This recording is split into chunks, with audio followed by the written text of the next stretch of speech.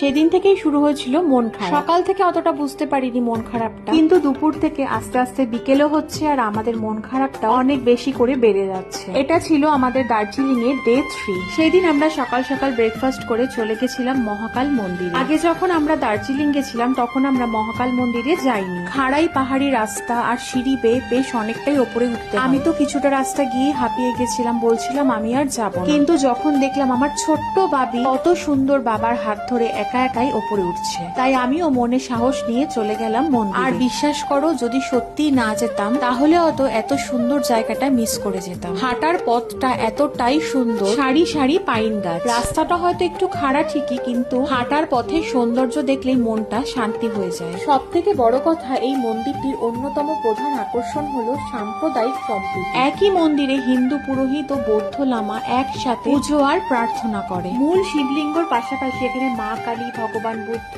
গণেশ ও হনুমানেরও মূর্তির পুজো হয়। স্থানীয় মানুষের কাছে তো অত্যন্ত জনপ্রিয় এই মন্দির। দার্জিলিং বেড়াতে গেলে এই মনোরম ও আধ্যাত্মিক পরিবেশের এই মন্দির পারলে সবাই একবার ঘুরে দেখো, সত্যি খুব ভালো লাগবে। আমরাও মন্দিরটা ভালো করে ঘুরে কিছুক্ষণ ওখানে সময় কাটিয়ে চলে আসলাম আবার ম্যাল। আর তখন থেকেই মনে হচ্ছিল এই মেঘে ঢাকা ম্যালটা কাল থেকে খুব মিস করব। বাবিও এই কদিন বেশ আনন্দ করেছে, দৌড়দৌড়ি করেছে ইচ্ছে মতো। কেউই কোনো কিছুতে না করেনি, যা চেয়েছে তাই একবার বলাতেই পেয়ে গেছে। বাড়িতে তো আর এগুলো হয় না, তাই ও হয়তো মিস করবে। তারপরেই চলে গেলাম ক্যাভেন্ডার্সে আর নিয়ে নিলাম 3 জনের জন্য 3টে সফট। আর আমরা সেদিন আমাদের লাঞ্চটা প্যাক করে ঘরে নিয়ে গেছিলাম। আর সেদিন বাবিকে তাড়াতাড়ি করে খাইয়ে দাইয়ে ঘুম পাড়িয়ে দিয়েছি, যাতে বাবি তাড়াতাড়ি ঘুম থেকে উঠে পড়ে আর আমরাও তাড়াতাড়ি চলে যেতে পারি মেলে। কারণ বাবির এই গাড়ি চড়াটাও বাকি ছিল, আর তো টাইম নেই, আজকে তো গাড়ি চড়তেই হবে। তার যে এমন কিছু বায়না ছিল তা কিন্তু না, আমাদের ছোট্ট মানুষটার মেন বায়নাই ছিল এই বাবলস। প্রতিদিনই তার একটা করে বাবলস চাই, আর এই বাবলস দিয়ে সে দৌড়ি করে তার সময়টা কাটিয়ে দিয়েছে। দুজনেই গরম গরম কফিতে চুমুক দিয়ে টুকিটাকি কিছু শপিং ছিল সেটাও সেরে নিয়েছি। তারপরেই ছিল আমাদের পছন্দের ফ্রেঞ্চ ফ্রাইস আর সাথে ফ্রাইড মোমো। এবারের মতন আমরা ম্যালকে টাটা করে চলে আসলাম হোটেলে, আর সাথে ছিল অনেকটা মন খারাপ। ভালো থেকো পাহাড়ের রানী দার্জিলিং, আবার ফিরে আসবো তোমার কাছে।